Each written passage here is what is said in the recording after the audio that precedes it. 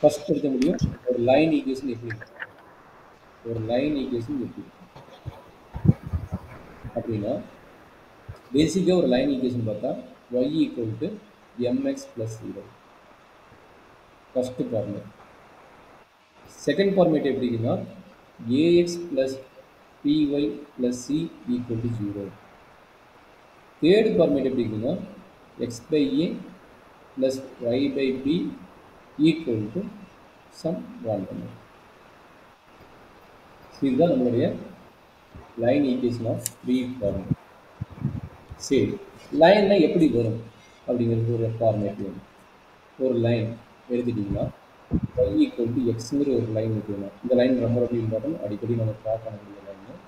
அது எப்படி வரும் அப்படின்னா அஸ் பர் ரூல் படி கிராஃப்ல தான் நம்ம பார்க்க போகிறோம் இன்னைக்கு அப்ளிகேஷன் டெரிவேட்டிவ்ல. அது ஒரு கிராஃப் ஷீட் இருக்குன்னு வச்சுக்கோங்க. ஸோ y ஈக்குவல் டு எக்ஸ்ன்னு இருக்குன்னு வச்சுக்கோங்க. y ஈக்குவல் டு எக்ஸ்ன்னா எந்த மாதிரி லைன் வரும் அப்படின்னா 45 டிகிரி தான் டச் ஆகிருக்கு. சரிங்களா? 45 எக்ஸ் எக்ஸஸ் ஒய் எக்ஸ் வந்து ஆல்ரெடி சொல்லியிருக்கேன்னு நினைக்கிறேன். எல்பிபி சொல்லும்போது சொல்லியிருக்கேன்.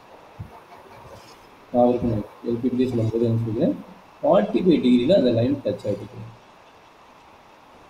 y equal to x. அப்போ மீனிங் என்னன்னா எக்ஸ் வந்து ஒன்றா இருந்தால் ஒய் வந்து ஒன்றா தான் இருக்கும், எக்ஸ் வந்து 2வாக இருந்தால் ஒய் வந்து 2வாக தான் இருக்கும். இந்த மாதிரி பாசிபிள் இன்க்ரீஸ் ஆகும், 3ஆக தான் இருக்கும். கரெக்டுங்களா? இந்த மாதிரி இன்க்ரீஸ். ஓகே. ஸோ அதே மாதிரி இன்னொரு equation y equal to some kx. For example 2x இருக்குன்னு வச்சுக்கோங்க. இது எப்படி இன்க்ரீஸ் ஆகும்? இது பார்த்து ஸ்லோவாக இன்க்ரீஸ் ஆகும். ஒரு யூனிட்னா 1, ரெண்டாவது யூனிட்னா 2, மூணாவது யூனிட்னா 3, அப்படிதான் ஸ்லோவாக இன்க்ரீஸ் ஆகும். பட் இங்கே யூனிட் என்ன ஆகுது? 2 ஆகுது. அப்போ அந்த லைன் வந்து இன்க்ரீஸ் ஆகிற ஸ்பீடு பார்த்தீங்கன்னா கொஞ்சம் ஃபாஸ்ட் ஆகும். சரிங்களா?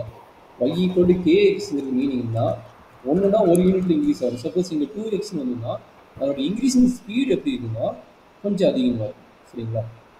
அதே லைன் தான் 45 டிகிரி லைனோட ஷேப் மாறல, பட் இன்க்ரீஸிங்கோட ஸ்பீடு வந்து நம்ம கொஞ்சம் அதிகமாக இருக்கும். சரிங்களா? இன்க்ரீஸிங்கோட ஸ்பீடு வந்து கொஞ்சம் அதிகமாக இருக்கும். ஸோ அதுதான் டிஃப்ரென்ஸ். அதில் தான் நம்ம எல்பிபியில் போடும் கூட லைட்டாக மிஸ்டேக் ஆச்சு, அப்புறம் நம்ம மாற்றி போடுங்க இருக்குங்களா. இது y ஈக்குவல் டு 2x. அப்போ இந்த கான்செப்ட் என்னன்னா இங்கே வந்து எக்ஸ் 1 போட்டிங்கன்னா இங்கே வந்து 2 கிடைக்கும். சரிங்களா? அதே மாதிரி இங்கே எக்ஸ் வந்து 2 போட்டிங்கன்னா இந்த இடத்துல வந்து என்ன கிடைக்கும்? 4 கிடைக்கும். அப்போ இது ரெண்டுக்குள்ள வித்தியாசம் என்னன்னா இங்கே பார்த்தீங்கன்னா 1ன்னா 1ஆக தான் இருக்கும், 2ன்னா 2ஆக தான் இருக்கும், 3ன்னா 3ஆக தான் இருக்கும். பட் இதனோட இன்க்ரீசிங் ஸ்பீடு எப்படி இருக்குன்னா 2 மேக்னிடியூட் இருக்கிறதுனால நமக்கு வந்து 2 இன்க்ரீசிங் வந்து 2 இன்க்ரீஸ் ஆகும். சரிங்களா? இதுக்கு தகுந்த மாதிரி இன்னொரு லைனு, அதுக்கு தகுந்த மாதிரி இன்னொரு லைனுக்கு இது வருதுன்னா அது இன்டர்செக்டிங் பார்த்தீங்கன்னா இங்கே 4 இன்டர்செக்ட் ஆகும். அதே இன்னொரு லைன் அதே கான்செப்ட் வந்ததுன்னா அந்த இன்டர்செக்டிங் பார்த்தீங்கன்னா 2 இன்க்ரீஸ் ஆகும். அப்போ தான் அதனால தான் இன்டர்செக்டிங்கோட பாயிண்ட் வந்து மாறுது. சரிங்களா? அதை எல்பிபி நம்ம போடும்போது ஒரு சின்ன மிஸ்டேக் வச்சு அப்புறமேட்டு நான் சேஞ்ச் பண்ண சொல்லுவேன். இதுதான் காரணம். சரிங்களாமா? ஓகேங்க சார். இது நம்ம கான்செப்ட் நம்ம புரிஞ்சுக்கணும். இது ஒரு ஜஸ்ட் பேசிக் கான்செப்ட். இன்டர்பிரட் வந்து 0 அதுதான். ஒன்லி ஸ்லோப் மட்டும் வந்து y ஈக்குவல் டு mx மட்டும் வந்துன்னா இப்போ போட்ட கான்செப்ட். சரிங்களா? அடுத்த ரெண்டு கான்செப்ட்டுக்கு என்ன type of line equation in டயக்ராமில் வரும் அப்படிங்கிறத நான் எக்ஸ்பிளைன் பண்ணுவேன். ஸோ எப்படி வரும் அப்படின்னா ax plus py plus c equal to 0. So அப்படின்னு இருக்கும்போது நம்மளுக்கு ஒரு ஐடியா, பேசிக் ஐடியா தான். எக்ஸ் 0னா என்ன வேல்யூ, ஒய் 0னா என்ன வேல்யூ. சரிங்களா? X y. Otherwise you taking x by a plus y by b equal to 1. சரிங்களா? ரெண்டில் எது வச்சுனா சரி. இங்கே எக்ஸ் வேல்யூ ஒய் வேல்யூ. அப்போ எக்ஸ் 0னா ஒய்யோட வேல்யூ என்ன?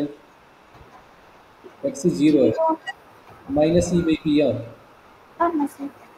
ஒய் 0னா எக்ஸோட வேல்யூ என்ன? Minus e by b. சரி, இங்கே வாங்க. எக்ஸ் 0னா ஒய்யோட வேல்யூ என்ன? ஓகேங்களா? அண்டர்ஸ்டாண்ட் பண்ண முடியாது ரெண்டுக்குள்ள இது. அப்போ இதுதான் வந்து ஓகே. இதுக்கு ரிகார்டிங் தான் நம்ம வந்து ஸ்ட்ரெயிட் லைன் பார்க்கணும்.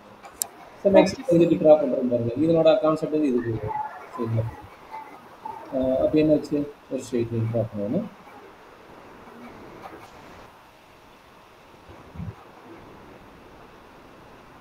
சார் ஒரு பாயிண்ட் ஃபர்ஸ்ட் நோட் பண்ணணும். நம்ம எடுத்துகிட்டு ஒரு பாயிண்ட் நோட் பண்ணுறோம். மேபி நான் வந்து ஏ கமா பி வந்து கிரேட்டர் தென் 0ன்னு இந்த கேஸ் எடுத்துக்கிட்டு ஃபஸ்ட் இதுக்கு ட்ரா பண்ணுறேன். கிரேட்டர் தென் 0ன்னு வச்சுக்கோங்களா. அப்போ எக்ஸ் வந்து 0ன்னா ஒய்யோட வேல்யூனா பி. அப்போ பிங்கிறது நான் பாசிட்டிவ் வச்சுக்கிறேன். மேபி நெகட்டிவ்னா நெகட்டிவ் சைடு போகும். நான் வந்து பாசிட்டிவ்னால நான் இங்கே நோட் பண்ணுறேன். அடுத்து y0னா எக்ஸ் வந்து ஏ. அப்போ இந்த point. சரிங்களா? அப்போ ஸ்ட்ரெயிட் லைன் என்ன ஆகுது? இந்த மாதிரி டைப் ஆஃப் ஈக்குவேஷனுக்கு இந்த மாதிரி type of equation straight line ஆகுது x axis and y axis ரெண்டுமே இன்டர்செக்ட் ஆகிருக்கு. சரிங்களா? ஓகே. இங்கே பார்த்தீங்கன்னா அது ஆரிஜின் மட்டும் டச் ஆகிட்டு போகும் ப்ரீவியஸ் கேஸில். பட் இங்கே பார்த்தீங்கன்னா எக்ஸ் ஆக்சிஸில் வேல்யூவும் ஒய் ஆக்சிஸ் வேல்யூவும் நம்ம வந்து டச் ஆகிட்டு போகும். சரிங்களா? Okay sir. சரி, அதே மாதிரி மேபி ஏபிசி ஜீரோனா இது நெகட்டிவ் சைடு போகுது. மேபி ரெண்டுமே லெஸ் தேன் ஜீரோனா நமக்கு கேஸ் பொறுத்த வரைக்கும் என்ன ஆகும் தெரியாது. இந்த லைன் ஈக்குவேஷன் எப்படி மாறணும்னு பார்த்துக்கணும்.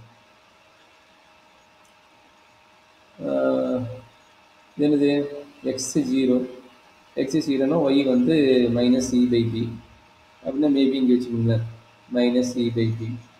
அப்போ இங்கே வந்து மைனஸ் சி பை ஏன்னு வச்சுக்கோங்களேன்.